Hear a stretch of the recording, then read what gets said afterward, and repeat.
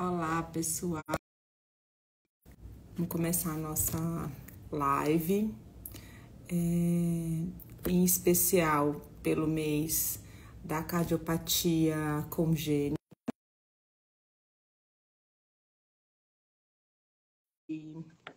De hoje vai ser sobre exercício físico, Olá, cardiopatias congênitas. tudo bem? Bem-vinda, doutora Ingrid. Vou apresentar, estava aqui falando da nossa primeira live em comemoração ao mês da cardiopatia congênita. A gente vai falar hoje sobre atividade física, exercício, coisas gerais sobre qualidade de vida também das crianças cardiopatas. A doutora Ingrid é pediatra pela Universidade Federal do Rio de Janeiro, é cardiopediatra, é ecocardiografista pediátrica pelo Instituto Dante Pazanese aqui de São Paulo, e atualmente ela atua no consultório como pediatra e cardiopediatra, de mão cheia, e também atua na UTI cardiopediátrica da Beneficência Portuguesa. E no Dante No Dante Pazanese, no ambulatório de especialidade. E agora é uma doutoranda em primeira mão, está fazendo sua tese, estudando bastante. E logo, logo será doutora, literalmente doutora Ingrid. Ingrid, boa noite, bem-vinda aqui no Obrigada, Rafa. Boa noite. É um noite. prazer estar falando com você. Esqueci mais alguma coisa? Esqueci que você é a mãe do Léo. Verdade, mãe do Léo. Então, gente, boa noite, Rafa. É um prazer estar aqui com vocês, com o pessoal do Saúde for Kids, para a gente poder conversar sobre a atividade física na criança, principalmente na criança cardiopata, que é uma coisa que até recentemente, eu digo assim, 10 anos atrás, quando eu fiz a minha residência, a gente era muito proibitivo, limitava muito, era muito taxativo e proibia muito a atividade física. E cada vez mais a gente entende que o exercício físico ele é como se fosse um remédio, tá? Ele é mais um outro pilar que a gente tem no tratamento desse paciente. A gente tem vários medicamentos, um arsenal medicamentoso muito grande, mas o exercício físico, a reabilitação, ele é também fundamental para a gente fazer com que o nosso paciente melhore, principalmente qualidade de vida, que eu acho que é isso que todos nós buscamos, independente de ser cardiopata ou não, todo mundo quer ter qualidade de vida.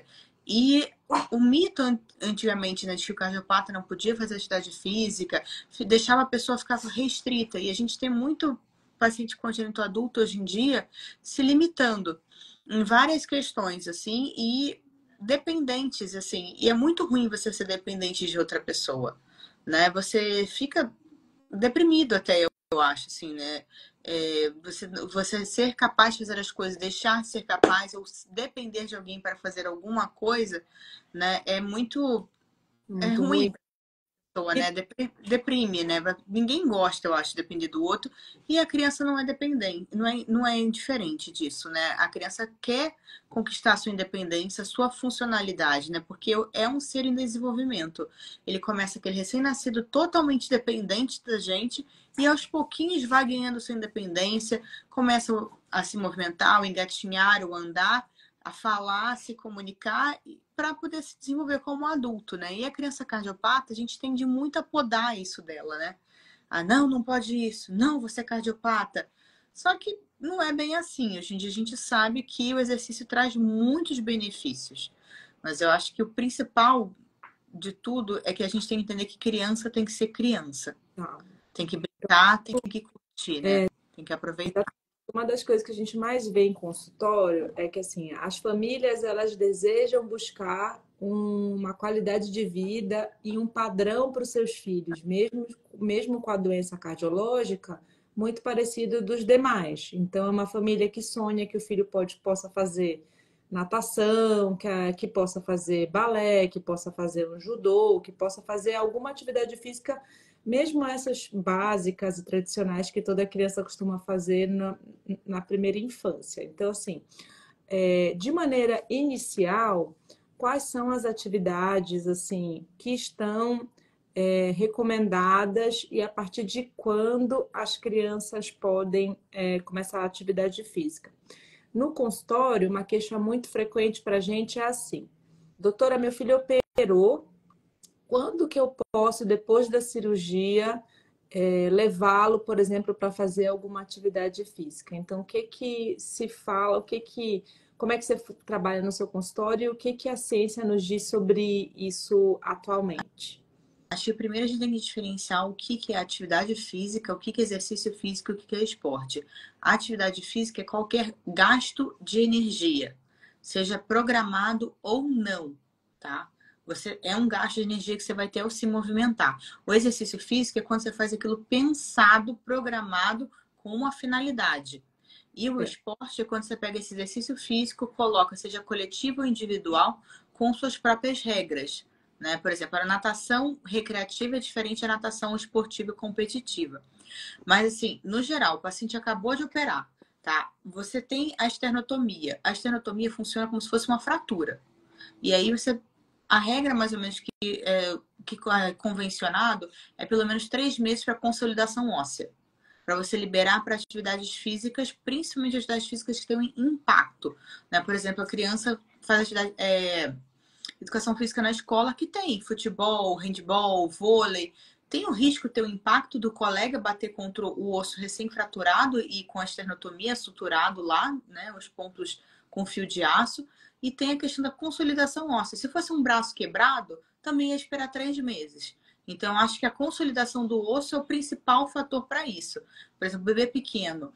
Operou recém-nascido. Quando você pode colocar na posição prona, de barriga para baixo, fazer o famoso tummy time? Também 3 meses, infelizmente. E aí vale aquela questão, vai atrasar o desenvolvimento? Mas você pode fazer uma fisioterapia com outras estratégias para poder fazer tônus cervical. Então, isso é uma outra coisa que a gente tem que pensar. Assim, se a gente está pensando desde o bebê até a faixa adulta, todos esses passos, né? Mas, assim, o que a literatura fala realmente são esses 3 meses para consolidação. E aí a liberação para atividade física após depende muito. Usar essas ideias iniciais. Então, por exemplo, meu filho operou de CIA, tem 4 aninhos, é uma criança que fazia, vamos dizer, natação ou judô antes da cirurgia, operou agora, se recuperou bem, ela só vai estar liberada para fazer o seu judô, sua natação e seu balé daqui 3 meses, certo? A natação, eu diria que pode ser antes. Tá. Porque a natação não é um esporte de impacto. Exatamente. A natação acho que pode ser antes. Agora, o judô, que você tem contato físico, 3 meses, né? O balé pode acontecer de esbarrar na colega. Então, também eu não arriscaria com menos 3 meses. Para ter uma boa consolidação óssea. Agora, a natação você não tem impacto, né? Se a ferida estiver bem seca, bonitinha, aí você pensa talvez 1 mês, por exemplo, né? Já não tem mais ponto, tá tudo legal. Não tem problema, que é quando, por exemplo, a gente libera para voltar para a escola, né? Um Sim. mês e a gente libera para frequentar a aula, né? Tá. E o bebê pequeno, que normalmente não faz atividade física, mas eventualmente precisa e deve ser muito estimulado. Então, às vezes, é o neném que fica muito tempo internado. Na hora que sai, ele sai um pouco mais hipotônico, né? Que é mais molinho, com algum grau de desenvolvimento. Hoje em dia, a gente já vê as famílias buscando mais a fisioterapia para estimulação. Ou então a mãe pergunta: olha, aqueles exercícios que eu posso fazer em casa para deixar ele mais durinho. Então, a gente tem mais ou menos essa mesma regra para o que for de barriguinha para baixo. Exato. Esperar 3 meses e é dessa forma também, igual a criança grande para o esporte? Sim, 3 meses também, por causa do próprio, porque você, quando bota o tummy time, você coloca o peso da criança sobre o externo, né? E aí você tem... Ela pode ficar um pouquinho de bruço, mas não pode ficar muito tempo e nem muito estimulada a estar de bruço. Quando a criança já rola, isso é um problema, né? Sim. Você não vai impedir a criança de rolar, mas você também não vai deixar ela ficar o tempo todo ali, né? Você pode tentar outras posturas que os fisioterapeutas são muito mais habituados que nós médicos de fazer, né? Por exemplo, tentar uma posição de joelhos, assim, que a criança consegue ter a visualização que ela já tem ficando de bruços, né? E tem outras formas que eles têm de estimular a postura, o controle tônico cervical, né? Então, varia, tem essa variabilidade que você consegue com a fisioterapia. Por isso que eu acho que a fisio é muito importante para conseguir contornar a questão do atraso motor do bebê cardiopata, né? Que foi operado desde pequeno. Tá. Agora, pode falar. Aí, depois dessa parte que a gente passa, que é muito a questão do cuidado, né? Que é a preocupação da família, como cuidar, como que pega, né? Às vezes no colo, como que pega a criança, carrega. Quais são os sinais que a gente tem que estar atento quando o nosso filho está fazendo algum grau de atividade física, que é isso que você falou no começo, né? Exercício físico e atividade física. Por exemplo, um brincar mais forte, um brincar bastante também é considerado uma atividade física. No Uhum. começo, o que que a gente tem que pedir para o pai, para a mãe, para o cuidador, às vezes para o professor da escolinha, para a babá que está vendo a criança, o que que a gente tem que observar, especialmente quando a criança é cardiopata? Normalmente o que a gente orienta no consultório é observar se está cansado, o que que a gente tem que tipo prezar como principal na hora a gente como cardio libera no consultório, né? Então já pode brincar, pode descer, pode brincar mais forte, a gente limita menos. E o que que a gente vai orientar a mais para os pais, na tua opinião, nesse começo do estímulo para as atividades físicas? Acho que principalmente o padrão respiratório é o nosso grande guia pela interação cardiopulmonar. Se a criança fica mais cansada, muda o padrão respiratório dela com a atividade física. Se for uma cardiopatia cianogênica ou constante, preste atenção na cianose. Tem muitas. A oxímetro hoje em dia é uma coisa de muito fácil acesso, né? Então a gente tem que ficar de olho na oximetria, porque aquela criança que cai mais que 10 pontos na atividade física da oximetria é uma coisa que a gente tem que ficar atento.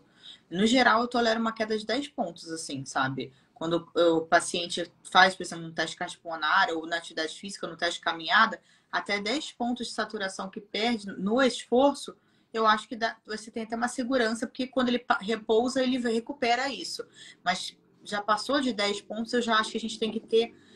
Aí depende de quando você vai prescrever o exercício físico, né? Porque o exercício físico ele deve ser uma prescrição médica, no caso, né? Porque eu acho que ninguém se pergunta que quando você vai para academia, você tem que ter uma liberação médica. A criança também tem que ter uma liberação médica, Sim. E né? quando Então, consegue fazer essa liberação médica? Quais são os fatores e o que que a gente leva em consideração? O que que a ciência nos diz hoje sobre a liberação da atividade física pensando numa criança portadora de cardiopatia?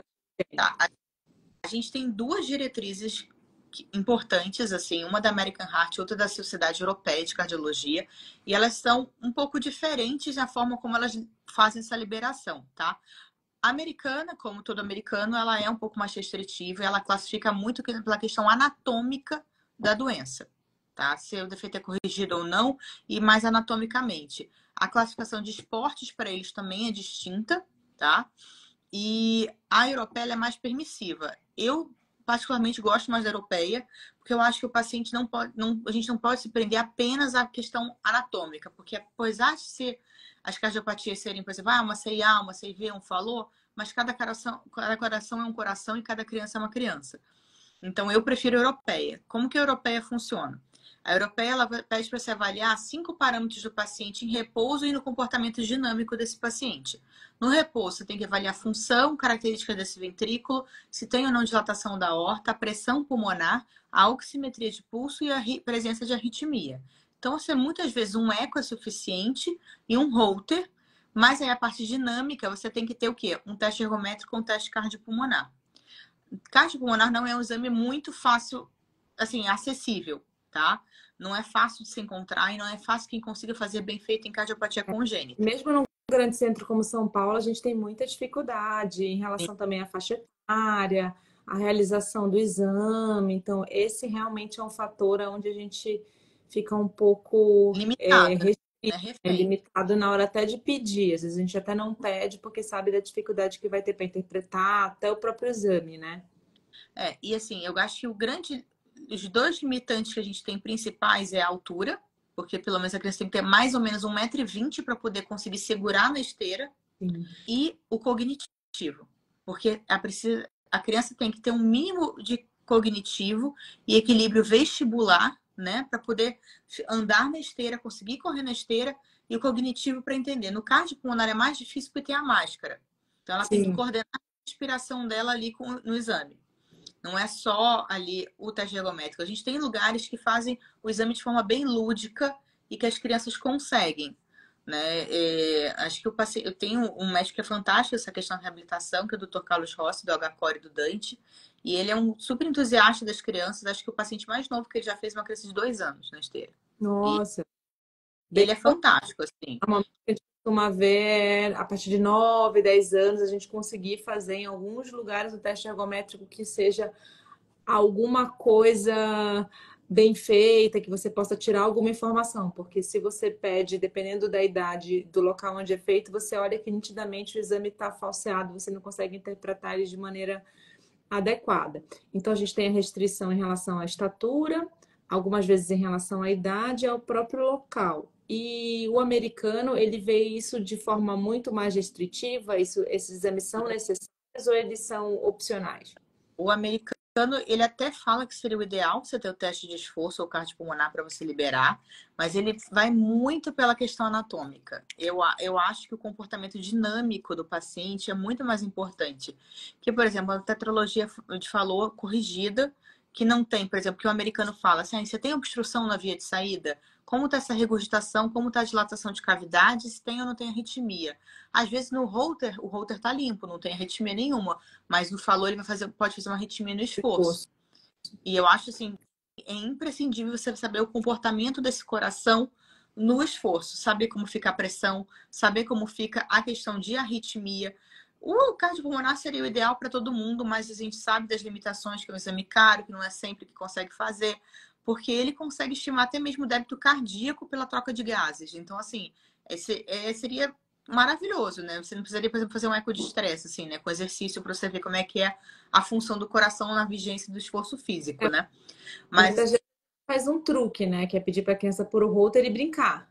é, E falar mãe para levar numa pracinha ou para levar em algum lugar que a criança goste, e pôr a criança para brincar, para correr e registrar o horário que essa atividade mais forte foi feita.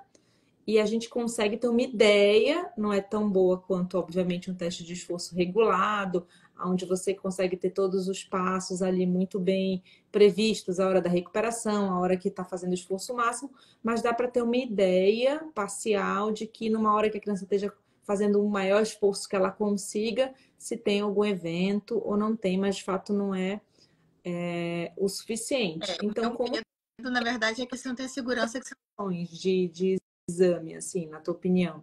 A questão dessa brincadeira que a gente faz, assim, né? Tipo, de botar a criança para brincar com o holter, dá para se estimar legal, assim, principalmente criança que se não tem altura para fazer teste ergométrico, mas eu tenho um pouco de receio, porque se a criança fizer a arritmia, ela tá com a mãe, não tá no ambiente hospitalar, né? Sim, sim. Meu No caso, receio saber escolher porque o a caso. maior...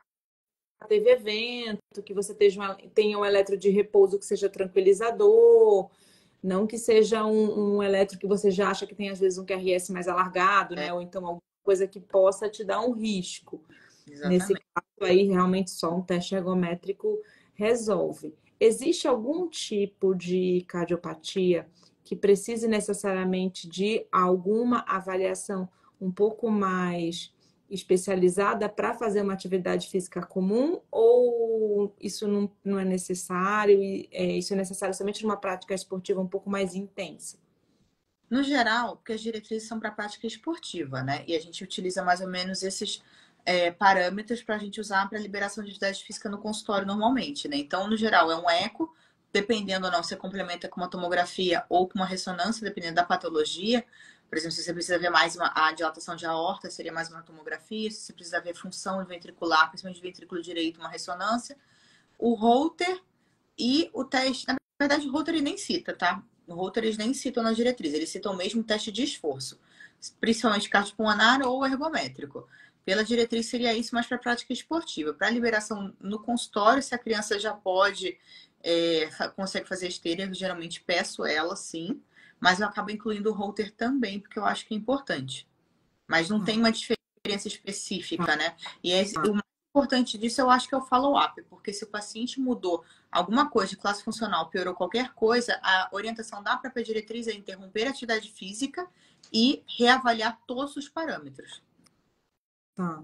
Então, o sintoma, ou como ele vai se portar durante essa atividade física, também acaba sendo fundamental, né? Então, às vezes, no frigir dos ovos, a gente acaba liberando sob supervisão, né? Alguma atividade um pouco mais tranquila e vai vendo se ele vai ter alguma coisa clínica enquanto a gente pede os exames. E aí a escolha da atividade física, ela é livre ou ela é... A gente tem algumas atividades que são, por exemplo, proscritas para criança cardiopata. Na verdade, tudo vai depender dos resultados dos exames, né? Você tem uma tabela, até mesmo na diretriz, que você mostra. Se você tem dilatação de aorta, disfunção, queda de saturação, eles classificam ali e dependendo. Se tem um dos pontos, você já vai mudando de coluna. E aí você vai dependendo de qual que é de como você vai fazer. Os esportes, eles são divididos em aqueles que são esportes de habilidade, esportes que vão mais aeróbicos, de resistência, mixed, que eles misturam eles, e o que eles chamam de endurance, né? Aqueles que vão ser muito mais resistência e força motora também. A diretriz americana, ela classifica de 2, 3, A, B e C. E aí você tem separado assim, né? Fazendo um gráfico, né? Componente dinâmico e estático. E aí você vê o que você quer para esse paciente, né? Então você vai meio que traçar de acordo com a doença do paciente a liberação esportiva. Óbvio que você também tem que achar aquilo que o paciente gosta. Não adianta você mandar o cara fazer natação se ele gosta de futebol. Você tem que adequar o que pode. Dentro das possibilidades da sua classificação, você pode fazer isso. Você quer qual? Então, você vai escolher dessa forma, né? Porque, por exemplo, um esporte de endurance, que seria triatlon ou bicicleta, né, ciclismo e remo, por exemplo, são esportes extremamente intensos. Então, o cara com certeza não pode ter disfunção ventricular e não pode ter queda de saturação. E o hipertenso mal controlado também não pode fazer. Você vai aumentar muito a resistência periférica.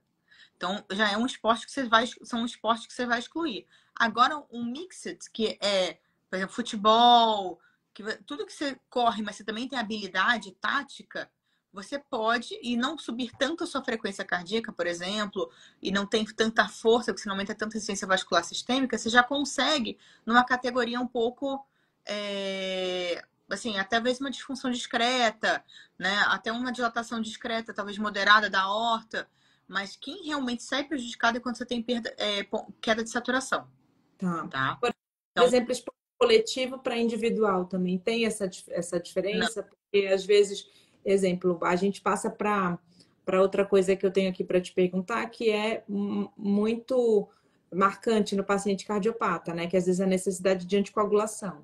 Isso nessa eu falei não, mas depois eu lembrei justamente disso. Isso, ele é antiagregado. Só para aqui, na maioria das pessoas que vão assistir ou estão agora com a gente na live, normalmente são pais ou parentes ou pessoas que conhecem cardiopatia congênita. Então, alguns deles, ao longo da vida, às vezes para o resto da vida, às vezes por um período, fazem uso de medicações para afinar o sangue. Então, uns usam varfarina, outros usam Clexane, alguns usam AS ou usam essas medicações em algumas etapas.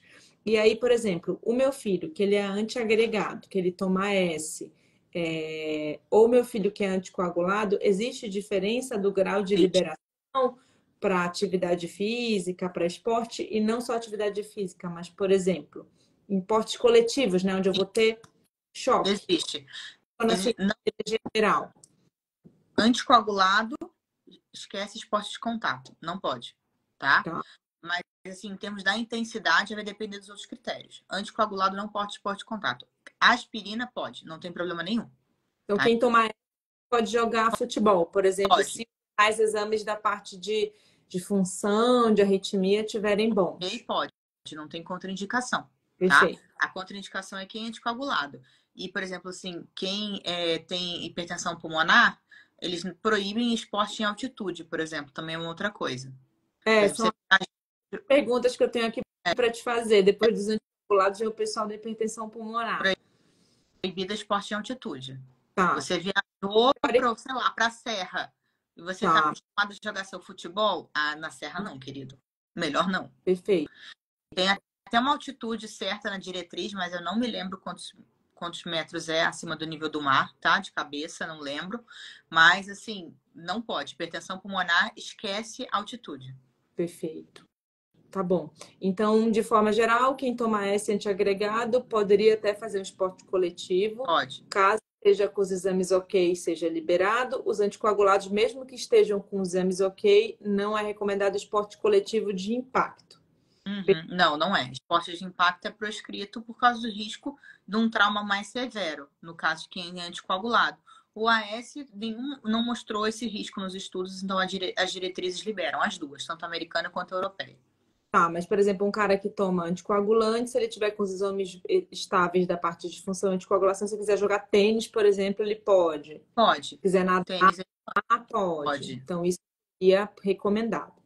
Aí você já meio que adiantou, mas seria o próximo tópico, que o nosso penúltimo, para a gente não avançar muito, que a gente combinou mais ou menos uns 30, 40 minutos, para a gente deixar algum tempo de talvez alguma questão em aberto, seria sobre os pacientes com hipertensão pulmonar. Hipertensão pulmonar primária ou secundária, de acordo com uma cardiopatia. Aqui vão estar o grupo mais ou menos de pacientes maiores, né? Na grande maioria dos casos, pacientes que já operaram muito pequenos e por qualquer motivo acabam tendo hipertensão pulmonar, ou alguns pacientes que a gente da congênita acaba acompanhando, que são os pacientes que têm doença vascular pulmonar mesmo, primária, e que alguns acompanham conosco. Então, esses pacientes, sob o ponto de vista de atividade física, a maior restrição é a questão da altitude, ou tem mais alguma coisa que a gente tem que avaliar? Acho que a queda de saturação, Perfeito. a disfunção do ventrículo direito, tá? E a pressão sistólica da artéria pulmonar. Se eu não me engano, é 40. Tá. Tá? A gente vai. Ou até isso, você. Mas aí, se for 40 ou mais, aí você tem restrição realmente de quais esportes você pode fazer. Que na que classifica mais isso, né? Que seria, tipo, eles classificam como um A. Um A é boliche, bocha. Nossa, que animado. Exatamente. Entendeu? Tá. E eles não classificam caminhada como esporte, pra você ter uma noção. Para eles, caminhada, todo mundo tem que fazer. Perfeito.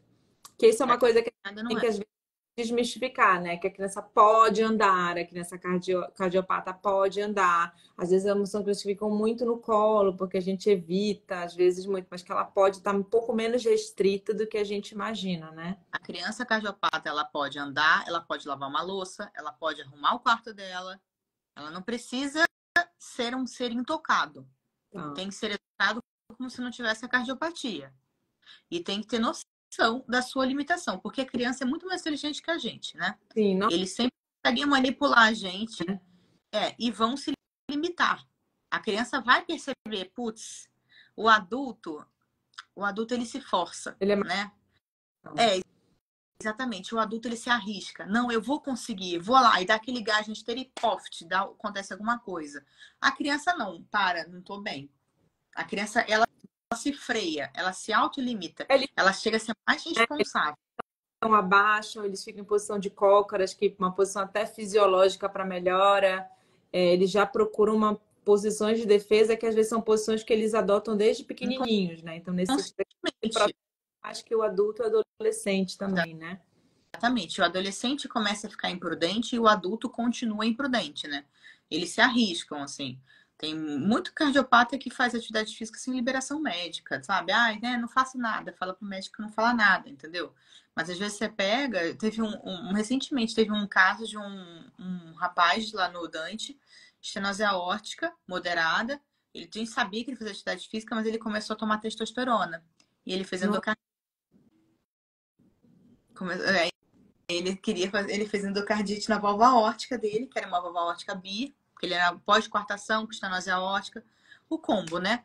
Válvula aórtica bi com coartação, tinha tratado a coartação, a válvula aórtica ainda dava para segurar, estava em acompanhamento, e a gente sabia que ele treinava, e ele começou a tomar testosterona e fez uma endocardite nessa válvula aórtica, com a testosterona que ele estava se injetando. Aí a gente passa para o último tópico que eu tinha deixado aqui para a gente conversar, que é uma coisa que hoje em dia é super, super procurada no consultório, especialmente pelos pré-adolescentes já, muito pelos adolescentes, e para quem faz ambulatório e segmento de paciente adulto, como você faz lá no Dante, os adultos com cardiopatia congênita, academia, musculação. Não é a vilã. Já digo logo de cara, não é a vilã. A musculação não é a vilã. A galera tem muito medo de... Não tá ligado? Sim, sim. A galera tem muito medo de liberar para musculação e a musculação não é essa vilã toda. Primeiro que se depende tudo da sua prescrição de treino, tá? Existe musculação para criar resistência e tem musculação para hipertrofia. Tudo vai depender do quanto você vai prescrever de uso da carga, tá? A carga máxima. Até 60% da carga máxima. O que é uma carga máxima? Qual o peso máximo que você consegue fazer uma repetição perfeita do movimento? Então, até 60% da carga máxima é para criar resistência. Acima disso, você começa a hipertrofiar. Então, assim, a musculação ela é benéfica. E, por exemplo, eu prescrevo musculação para meus fontãs. No início, eles ficam assim, meu Deus, eu vou para academia. Vai para academia, sim. E principalmente vai falhar perna. Perna para aumentar a resistência vascular periférica, treinar essa musculatura de perna. E se você faz a resistência do jeito que você prescreve e treina, para força muscular, criando resistência, você muda a qualidade da fibra muscular. A fibra muscular preguiçosa, que não tem muita resistência, ela depende muito de oxigênio.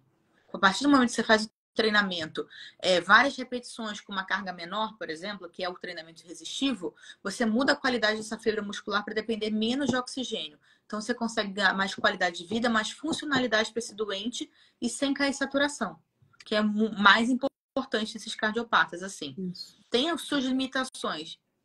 Né? Porque esses pacientes, esses adolescentes, esses adultos jovens, eles foram até pouco tempo sempre pessoas que foram super orientadas a não fazer quase nenhuma prática e que a academia seria um vilão e muito menos carregar peso. Exato. E hoje em dia sabe que, na verdade, tem uma série de benefícios para esses pacientes. Então, a musculação, de forma geral, sendo paciente cardiopata congênito operado, que tenha algum grau de lesão residual, sendo a doença cardiológica, a cianogênica, que são os que não são roxinhos, ou o cianogênico, que são os que são roxinhos, eles se beneficiam de forma geral, então, da musculação. E até os cianogênicos, até os fontãs, até os Mendes, tudo isso. Teriam muitos benefícios, né? Até então a gente achava que ninguém podia fazer. Depois se achou que só os que não eram roxinhos poderiam fazer. Hoje em dia tem cada vez mais nível de evidência de que é bom para todo mundo, então. Exatamente, porque o exercício físico ele é um remédio, né? E a atividade aeróbica, todo mundo fala, vai correr na esteira. Cara, mas a correr na esteira você aumenta muito mais a frequência cardíaca, seu componente dinâmico é muito maior do que uma musculação, entendeu? E aí, dependendo de qual é a patologia, você não quer aumentar a frequência cardíaca desse paciente. A gente usa beta-bloqueador para quase todo mundo, para frear a frequência cardíaca, entendeu? Então, você está sendo contrassenso com a sua própria prescrição, né? Você não quer aumentar a frequência cardíaca do paciente. Você manda ele, se libera, você vai para academia, mas só para esteira. Aí o cara dá um grau na esteira, corre, não vai ser legal para ele, entendeu? Até porque beta bloqueado, ele não vai conseguir fazer essa frequência. E mesmo que não é beta bloqueado, a grande maioria dos nossos pacientes fica meio denervado, né? Não tem um déficit cronotrópico, não vai subir a frequência cardíaca. E aí vai cansar muito mais, vai fadigar e vai ser pior, que ele para abruptamente. Quando você para abruptamente, a chance de você fazer arritmia é muito, muito, muito maior. Porque a arritmia ela acontece, principalmente as malignas ventriculares, na recuperação. Quando você para a recuperação, por exemplo, no teste ergométrico, você parou a atividade bruscamente e deitou o paciente. Ali acontece a arritmia.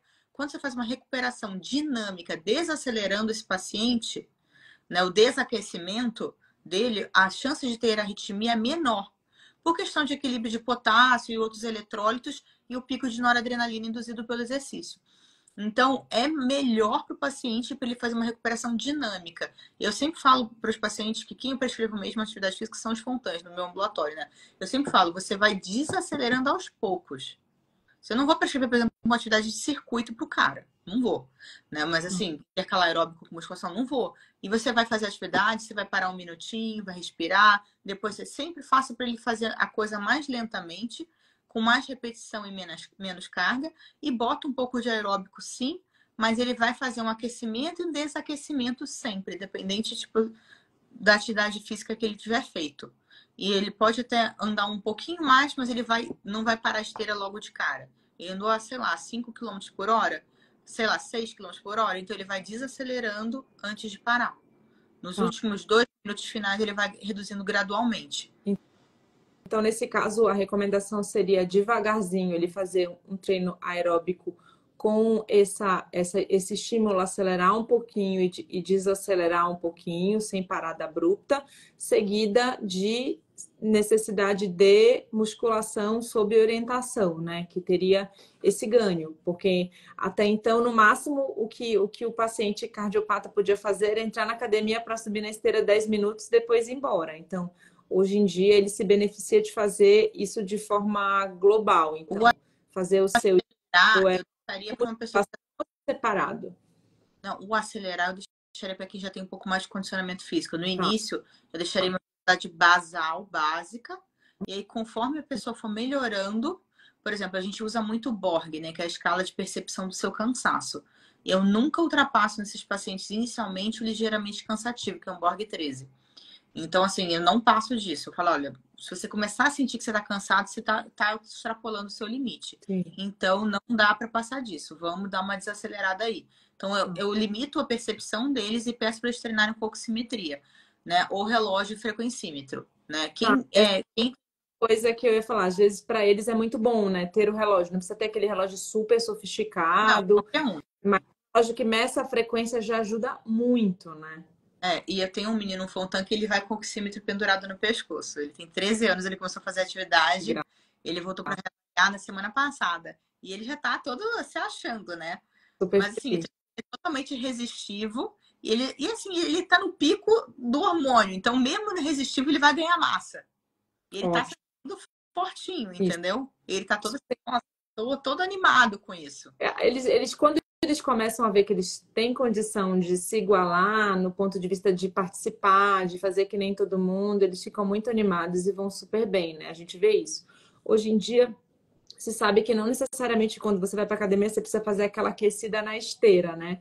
Hoje em dia é muito mais importante você fazer um aquecimento, às vezes um alongamento, uma liberaçãozinha muscular, que é fazer, já tem alguns exercícios para a avaliação de membro superior e inferior, em seguida um pouquinho de musculação, aos poucos a gente tem uma prescrição e uma orientação sempre do educador físico junto, né, que é super fundamental, então não dá para o paciente treinar de acordo com o juízo e a cabeça do que ele entende como o peso que ele aguenta, mas a gente consegue então liberar de forma geral. E qual que é a idade mínima que você libera para a academia para fazer musculação? Primeiro, assim, a prescrição é médica, né? A gente prescreve a orientação pro educador físico. Eu treino. Eu falo assim, atividade aeróbica, que a frequência cardíaca varia nessa faixa.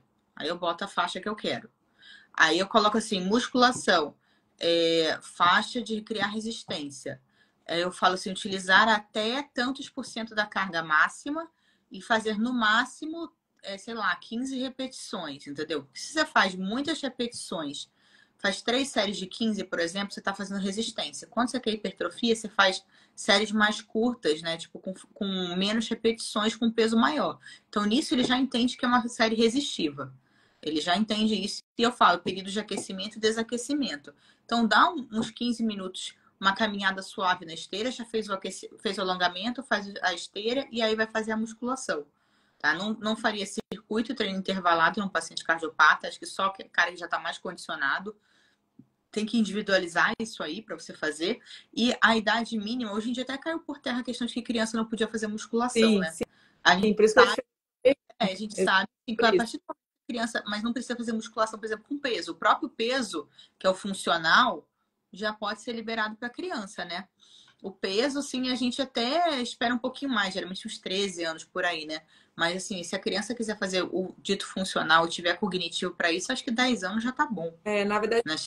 O funcional a gente acaba conseguindo fazer quando consegue direto com o fisioterapeuta, né? Seria uma atividade um pouco mais direcionada, porque tem a questão a maioria das academias também não permite criança pequena circulando, e mesmo que tenha criança, dependendo da academia, na área, por exemplo, de musculação, não é permitido que a criança entre, então tem toda essa questão de faixa etária. Então, às vezes, para os menores, eles têm condição de fazer uma atividade funcional, mas eles não conseguem fazer num local comum. Eles têm que acabar fazendo com fisioterapeutas ou com educador físico em clínicas mais especializadas, né? Ou até mesmo em casa, né? Por exemplo, o próprio educador físico que vai fazer o personal em casa. Às vezes isso pode acontecer.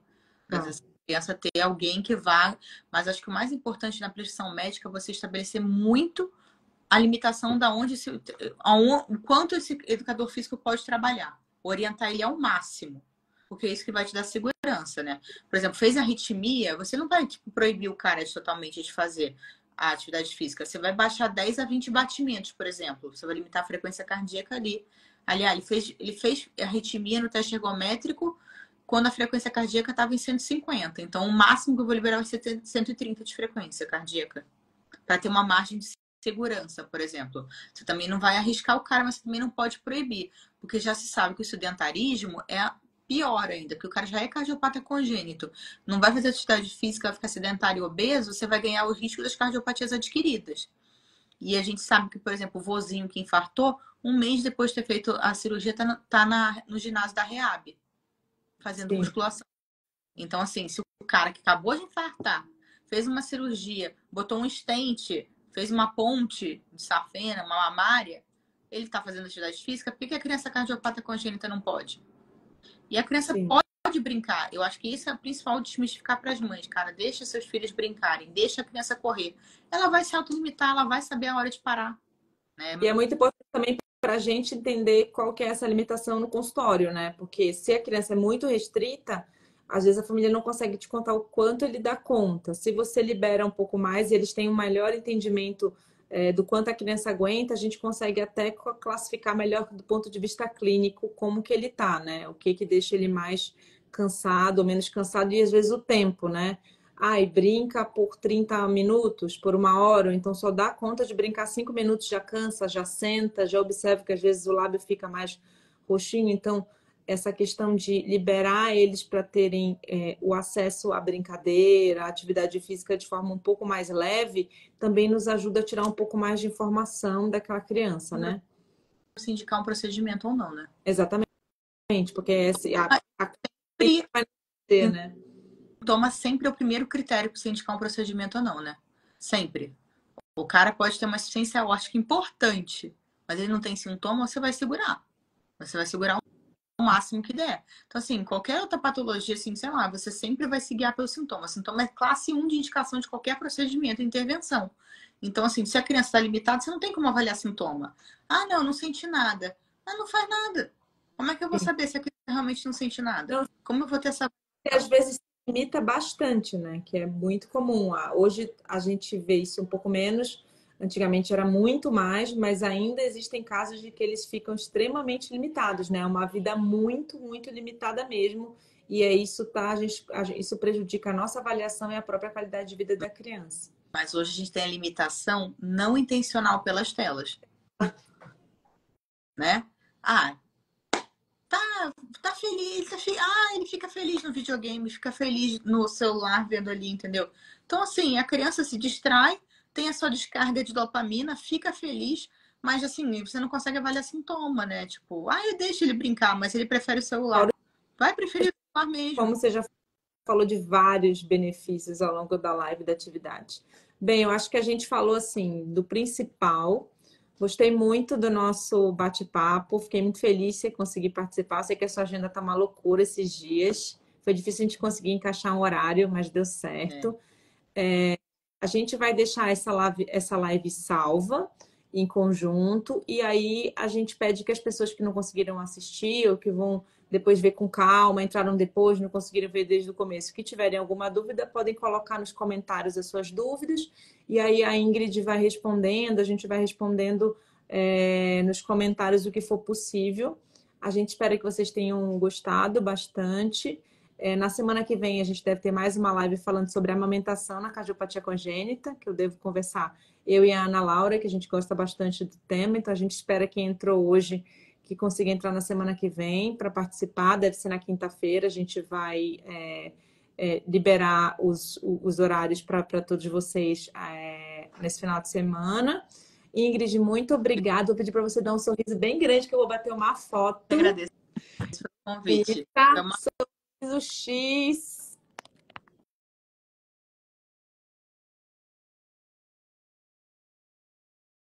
Pronto, bati uma foto.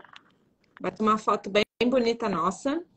E espero que todo mundo tenha gostado. Então, as dúvidas vão ficar nos comentários. E aí, depois as de dificuldade, eu tenho alguma dúvida um pouco mais específica, ou nos comentários da live vai ficar tudo salvo. Ingrid, você quer deixar algum recado, alguma coisa, e o seu e as suas mídias, onde você está, onde é seu consultório, onde você atende, onde as pessoas te encontram? Bom, meu consultório é na Vila Mariana, na Clínica Puriti, que fica na Rua Doutora Mâncio de Carvalho, uma clínica de especialidades pediátricas. Estou sempre ou na BP ou no Dante, estou sempre no Instagram. Quem quiser mandar mensagem, eu respondo bem rápido, não tem problema não. A pessoa responde muito mais rápido que eu. Vai entrar daqui a pouco alguma mãe falando, você deve responder, porque a doutora Rafa responde devagar. Eu respondo rápido, realmente eu respondo rápido. Mas, assim, se tiverem qualquer dúvida, pode deixar nos comentários ou no direct, a gente vai se falando. Se quiser saber mais sobre o assunto também, se quiser fazer uma avaliação esportiva do seu filho que joga tênis, que joga futebol, também pode marcar. Sendo ele cardiopata ou não, pode procurar a doutora Ingrid. Exatamente, que é um assunto que eu gosto muito, sou super entusiasta do exercício, sempre gostei muito de praticar atividade física. Fui uma adolescente e uma adulta jovem ativa até terminar minha formação e começar a trabalhar, mas eu estou voltando a isso depois da maternidade. Hoje em dia já voltei a fazer minha atividade física, quase voltando ao peso pré-gestação. Vamos lá, seguindo forte nisso. E estamos juntos, gente. Exercício é saúde, exercício é remédio, é qualidade de vida, que é a principal coisa que a gente tem que buscar para a gente e para os nossos filhos. Muito bem, gente. Boa noite, Ingrid, amiga. Beijo, gente. Obrigada. E aí a gente vai deixar a live salva. Espero vocês nos comentários. Tchau, tchau. Tchau. Tchau.